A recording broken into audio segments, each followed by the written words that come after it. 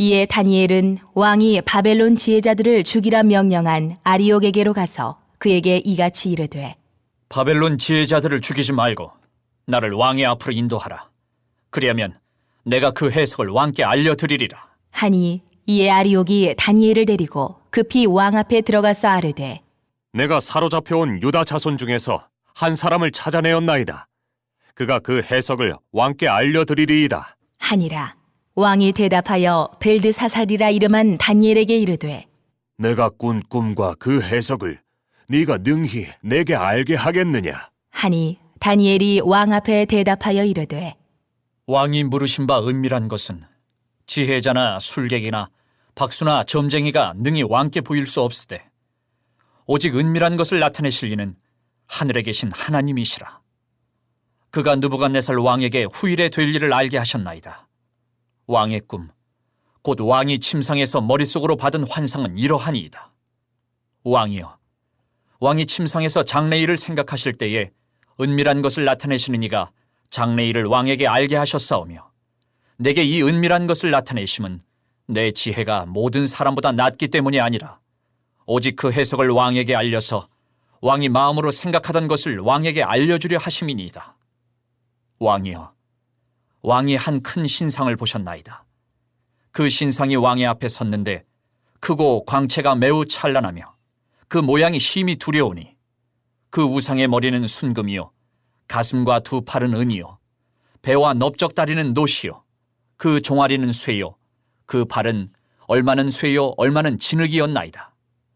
또 왕이 보신즉 손대지 아니한 돌이 나와서 신상의 쇠와 진흙의 발을 쳐서 부서뜨리매 그때의 쇠와 진흙과 놋과 은과 금이 다 부서져 여름 타작마당에 겨같이 되어 바람에 불려간 곳이 없었고 우상을 친 돌은 태산을 이루어 온 세계에 가득하였나이다.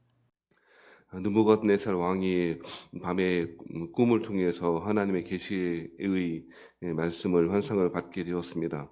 근데 그 꿈의 내용조차 알 수 없었고 그 해석조차는 당연히 알 수 없었던 상황 가운데 번민하던 느부갓네살 왕은 바벨론의 모든 술객들, 박수들, 지혜자들을 모아서 그 꿈의 내용과 해석을 알려달라고 요구했습니다만 아무도 그 일들을 해낼 수가 없게 되었습니다. 모든 사람들이 죽게 될 위기 가운데 다니엘은 자기 집으로 돌아가서 자기의 신앙의 동료들 하나냐, 미사엘, 아사랴에게 기도 부탁을 하고 하늘의 하나님께 기도하며 하나님께서 이 일들을 해결해 주시기를 요청했습니다. 그때 하나님은 밤의 환상으로 다니엘에게 그 일들을 알려주셨고 그 다니엘은 찬양하며 하나님의 지혜를 높이고 있다라고 하는 것이 어제까지의 말씀이었습니다. 자, 이에 다니엘은 믿음으로 용기를 내어 왕 앞에 그리고 왕의 근위대장이었던 아리옥에게 요구하고 자신이 그 꿈을 해석하고 왕께 알려드릴 수 있으니 다른 사람을 죽이지 말라라고 요청하고 있습니다. 그게 24절입니다.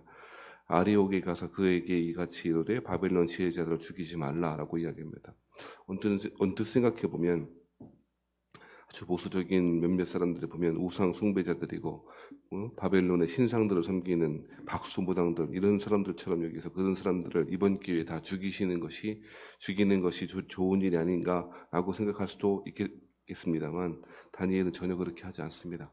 오히려 하나님이 주신 그 믿음과 지혜와 용기를 가지고 세상 사람들을 살리는 데 사용하고 있다는 것입니다. 이것이 굉장히 중요해 보입니다. 우리는 이슬람 사람들이나 어떤 사람들을 반드시 죽여야 될 사람으로 죽을 사람들이라고 지옥의 땔감으로 쓸 사람들이라고 그렇게 폄하하곤 합니다. 얼마나 불행한 일입니까? 그렇게 해석하고 그렇게 하나님의 말씀을 모르는 사람들이 어디 있겠습니까?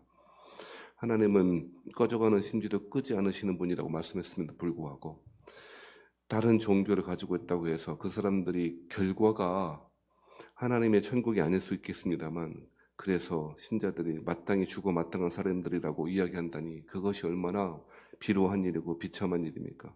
자 보세요. 바벨론 땅의 원수 같은 나라 아닙니까? 그 땅에 지금 포로로 살고 있습니다. 어찌됐든. 그러면 다니엘은 이 기회를 통하여 자신은 도망가고 그 사람들을 왕이 다 죽여버리면 좋은 일 아니겠습니까? 그런데 전혀 그렇게 생각하지 않는다는 것입니다. 하나님의 지혜를 주셨습니다. 그 지혜가 사람들을 살리고 있습니다. 그리고 다니엘은 그 믿음, 하나님이 주시고 하나님이 해석할 수 있고 해석할 수 있는 능력을 주실 것이다 라고 하는 믿음을 가지고 세상 사람들을 살리는 데 사용하고 있지 죽이는 데 사용하지 않고 있다는 것입니다. 우리는 하나님의 말씀을 받은 사람입니다. 그 말씀이 우리를 교만하게 만들거나 그리고 하나님의 말씀을 받지 못한 그 믿음 없는 사람들을 정죄하는 데 사용한다면 그것은 굉장히 불행한 일이고 하나님께서 슬퍼하실 일이라 저는 생각합니다. 하나님의 지혜는 사람을 살리는 데 사용해야 되고 하나님이 주신 믿음은 세상 사람들을 살리는 데 사용해야 될 것입니다. 그것이 그리스도인의 마땅한 자세이다 라고 하는 사실을 잘 보여줍니다. 자, 아리옥은 25절에 보면 그네 대장 아리옥은 다니엘을 데리고 급히 왕 앞에 들어갑니다. 내가 사로잡혀 온 유다 자손 중에서 한 사람을 찾아내었나이다. 이 아리옥이 자기 공치사를 하고 싶었나 봅니다. 내가 찾았다 라고 말합니다. 내가 유다 자손 중에 한 사람을 찾아내었다. 사실은 자기가 찾아낸 것이 아니고 다니엘이 찾아간 것이죠. 아무튼 이런 상황을 통해서 자기의 공을 좀 인정받고 싶어 했던 것 같습니다. 사실 다니엘이 찾아가긴 했습니다만 일면 이전의 이야기 다니엘과 세 친구들이 왕의 포도주와 왕의 음식을 먹지 않고 그 왕의 방식, 왕의 사람이 되지 않겠다라고 하는 결심을 가지고 했던 일들을 아마도 아리옥도 알고 있었을 것이고 당연히 아리옥은 그들을 유심히 봤을 것입니다. 그랬으니 그리고 그 결과가 다른 바벨론 왕의 음식을 먹은 사람들보다 훨씬 더 윤택하고 그렇게 건강하게 자라가는 모습을 보면서 뭔가 비범하다라고 하는 생각을 하긴 했을 것입니다. 그러니 다니엘이 찾아오자마자 얘는 비범한 무엇인가 있는가 보다라고 싶어서 왕에게 데려갔겠죠. 아무튼 앞서의 일들, 앞서 다니엘과 세 친구들의 일화는 그 이야기는 이제 아리옥을 통하여 바벨론 느부갓네살 왕에게 잘 인도되어지는 도구로 사용되고 있다는 것이죠. 자, 이게 하나님의 섭리 아니고 무엇입니까? 우리는 원인과 결과를 명확하게 알 수는 없습니다. 무엇 때문에 이루어졌는지 하나님의 섭리를 우리가 정확하게 이해할 수 없겠습니다만 하나님은 반드시 섭리하고 계시다라고 하는 사실을 우리가 알아야 할 것입니다. 보존하시고 협력하시고 통치하신다. 루이스 볼커프는 하나님의 섭리를 세 가지로 정리했습니다. 보존하신다. 하나님의 창조 세계를 보존하시고 그리고 사람과 협력하신다. 그건 하나님의 능력이 없어서 협력하신다는 것이 아니고 사람을 통해서 일하신다라고 하는 것입니다. 그리고 통치하신다라고 하는, 즉 보존과 협력과 통치를 통해서 하나님의 이 땅을 그렇게 섭리해 가신다라고 그렇게 정리했습니다. 다니엘의 그런 경험들, 다니엘의 이러한 경험들은 세상을 살리기 위한 하나님의 손길이었다라고 해도 틀리지 않을 것입니다. 지금 바벨론의 박수들, 바벨론의 그 지혜자들이라고 하는 사람들은 일순간에 목숨을 끊어버려 죽게 되어드는 그런 위기를 맞이하고 있습니다. 다니엘은 이번 기회를 통해서 다른 사람들의 불행을 통해서 그 지혜자들의 불행을 통해서 내가 이번 기회에 떠봐야 되겠다, 성공해야 되겠다, 성장해야 되겠다, 내가 이번 기회에 아주 풍성함을 왕에게 인정받는 기회를 삼아야 되겠다라고 하지 않았습니다. 두 번째로 그게 굉장히 중요해 보입니다. 다른 사람들의 불행이나 다른 사람들의 어려움을 자신이 마치 성장해야 될, 자신이 앞서갈 수 있는 기회로 삼지 않았다는 것입니다. 어떤 사람이든 심지어 그리스도인들도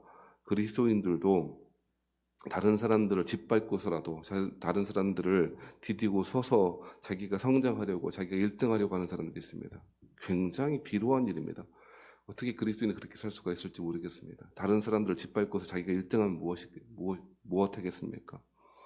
예수님은 1등하고 성공해서 올라가는 인생을 살았던 삭개오에게 내려오라고 말씀하셨습니다. 삭개오가 예수님 보고자 뽕나무로 올라갔습니다만 예수님은 삭개오에게 보자마자 삭개오를 먼저 알아보셨고 내려오라 말씀하셨습니다.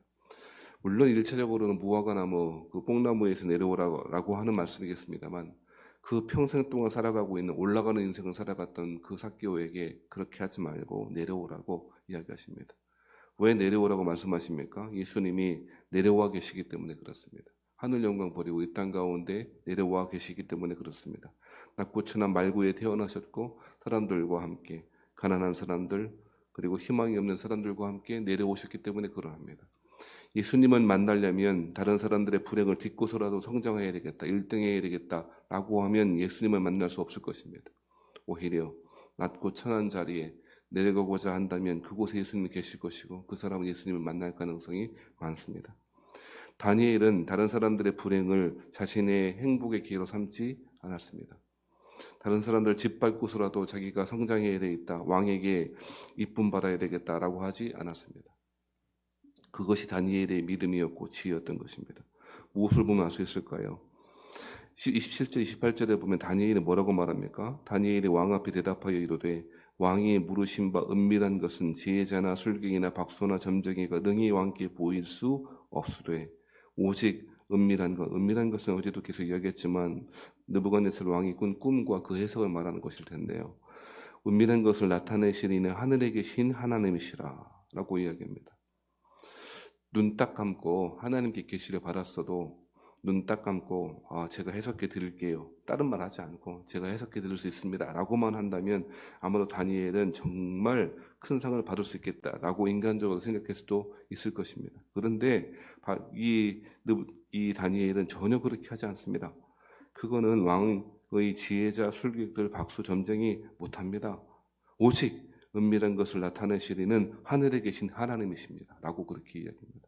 위기의 순간에, 자기가 뜰 수 있는 순간에, 자기가 인정받을 수 있는 순간에, 제국의 한복판에서 포로로 끌려왔던 그 소년이 제국의 1등으로 올라설 수 있는 기회, 인간적으로 생각해 보면 그렇게 될 수 있었을 텐데 자기를 조금만 하나님이 하실 수 있습니다 이런 얘기 안 해도 가만히만 있어도 다니엘은 큰 보상을 받을 수 있는 그런 생각을 할 수 있었을 텐데요. 오히려 그렇게 말하지 않습니다. 사실 굉장히 위험한 말 아닙니까? 왜 위험한 말이냐면 바벨론의 신이 누구입니까? 벨이라고 하는 신이고요, 느보라고 하는 신이고요, 말둑이라고 하는 신들이 다 있습니다. 그런데 아니라고, 당신의 신들의 종들이라고 하는 지혜자, 술객들, 박수들 불가능하다고. 그 얘기는 벨 신이나 느보 신이나 말둑 신이 할 수 있는 일이 아니라고, 오직 여호와 하나님만이 하실 수 있는 일이라고 고백하는 신앙 고백과 같은 것입니다. 그러니 맘만 먹으면 이 자식이 어디 제국의 한복판에서 너희 신, 이제 포로로 끌려와 있는 신, 즉 성전의 기물들을 다 가지고 왔다 그랬잖아요. 그리고 자기는 신전에다 갖다 두었다 그랬잖아요. 하나님이 실패했다라고 하는 의미로서 그렇게 한 거거든요. 여호와 하나님이 졌다. 당시 고대에는 신들의 전쟁이라고 생각했고 하나님의 진 전쟁인데 그 진 전쟁의 신이 여호와 하나님만이 유일하신 하나님이요 하늘에 계신 하나님만이 은밀한 것을 보이신 하나님이라고 그렇게 고백하고 있는 거예요. 이 믿음의 용기와 지혜가 다니엘에게 있었다는 것입니다. 세상 속에서 빌빌거리고 쫄아있고 패배주의에 빠져있고 하나님이 무슨 일이 되겠어, 세상이 너무 커 보이고, 그것이 믿음의 사람이 아니고 하나님이 보이니까 세상은 작아 보이는 것입니다. 다윗이 그랬지 않습니까? 다른 사람들, 이스라엘 사람들은 골리앗이 나타나니까 빌빌거리고 한번 말이죠, 쫄아갖고 말이죠, 그 전쟁에 어떻게 저 골리앗을 이기겠나, 그렇게 영적인 패배주의에 빠져 있을 때 다니엘은 생각했습니다. 저렇게 등치가 크다고, 저렇게 키가 크다고, 그러면 대충 던져도 맞겠네. 물맷돌을 평상시에도 잘 준비했고 늑대나 그런 들짐승들을 양을 짓기 위해 연습했을 것입니다. 기회가 왔습니다. 저 멀리 있는 늑대나 들짐승이 아니고 등치가 엄청 크네, 대충 던져도 맞겠네. 저 왜 못 이기냐? 하나님이 함께 하시면, 하나님의 이름을 모욕하는 저 골리앗과 같은 사람들을 하나님이 주신 힘으로 왜 못 이기냐? 이게 다윗의 영적인 자존감이고 믿음이지. 세상이 커 보이는 사람들은 하나님 믿는 사람이 아닌 것 같아요. 세상이 아무리 커 보여도 그 세상을 지으신 분이 하나님이시라는데, 신상이 보면 아무리 커 보여도, 우리 내일 이어 살펴보려고 하는데, 왕의 앞에 그 꿈의 내용에 큰 신상이 있었고 그 신상이 왕의 앞에 섰는데 31절이에요. 크고 광채가 매우 찬란하여 그 모양이 심히 두려우니, 얼마나 큰 그 신상을 봤는지. 신상을 봤을 뿐 아니라, 환상 가운데 봤을 뿐 아니라 실제로 이런 신상들을 세워놓습니다. 당시에 왕권을, 그 권위를 드러내기 위해서. 그런데 아무것도 아니라는 거예요. 그거 뭐 중요하냐? 그거 다 손대지 아니한 돌, 내일 살펴보겠습니다만, 손대지 아니한 돌이 나와서 다 깨트려 버린다, 다 무너뜨려 버린다. 이것이 하나님을 믿는 신앙인들 자세이고 믿음의 승리의 법칙이라 이 말이죠. 세상이 아무리 커 보여도 아무리 두렵고 큰 신상이 서 있는 것 같아도 하나님 앞에서 아무것도 아니다 라고 하는 것이 신앙의 자세 아니겠냐는 거예요. 아이고야, 내가 예수 믿긴 믿어도 세상의 법칙대로 살아가야지. 어떻게 내가 이렇게 예수 하나님만 믿고 어떻게 사냐? 라고 생각하는 사람이 다니엘이 아니고 다윗이 아니었다는 거예요. 다윗은 골리앗 크다고 걱정하지 말아라. 크니까 대충 던져도 맞아 죽겠네. 물맷돌 던져도 어디다 던져도 맞겠네. 한 방에 죽잖아요, 골리앗이. 그렇게 두려워했던 사람들 두려워했고, 아이고 저 골리앗 어떻게 이기냐 했을 때 다윗의 물맷돌 한 방에 종수리에 꽂혀서 죽잖아요. 그것이 세상의 권세인 거예요. 아무리 크고 높고 신상이 아무리 대단해 보여도 하나님이 손대지 아니한 돌이 나타나면 한 방에 무너진다라고 하는 것이 본문의 지혜 아니겠냐라고 하는 것입니다. 말씀 마치겠습니다. 사람들의 불행을 자신의 성공에 성장에 다른 사람보다 앞서갈 수 있는 기회로 삼지 말아야 합니다. 심지어 바벨론 사람들이라고 해도 다니엘은 그들을 뒷밟고 설려고 하는 의도가 전혀 없었습니다. 오히려 그들을 살리기 위해서 등장합니다. 그게 그리스도인입니다. 그게 그리스도인입니다. 두 번째로 믿음의 자신감을 가지십시다. 아무리 커 보여도 하나님만이 하실 수 있는 일이 있습니다. 그것이 하나님의 섭리인 것입니다. 그 하나님을 믿는다면 뭐가 그렇게 두렵겠습니까? 하나님 우리 아버지 되신다는데, 심지어 우리 머리털까지 세신다는데, 들의 백합화도 하나님이 입히시고 저와 공중에 나는 새도 먹이신다는데 하물며 너희일까 보냐. 하물며 세상 사람들을 볼 때 아무것도 가치 없어 보이는 공중에 나는 참새 한 마리도 하나님의 뜻이 없으면 떨어지지 않는데 하물며 하나님의 백성들일까 보냐. 뭐가 그렇게 걱정이냐. 걱정하지 말아라. 염려하지 말아라. 하늘에 계신 하나님, 그 하나님을 믿고 따라가라. 오늘 본문에 통해서 하나님 우리에게 약속하시고 또 말씀하십니다. 이 말씀 잘 붙잡고 오늘도 은혜 안에 살아가신 하루가 되길 바랍니다.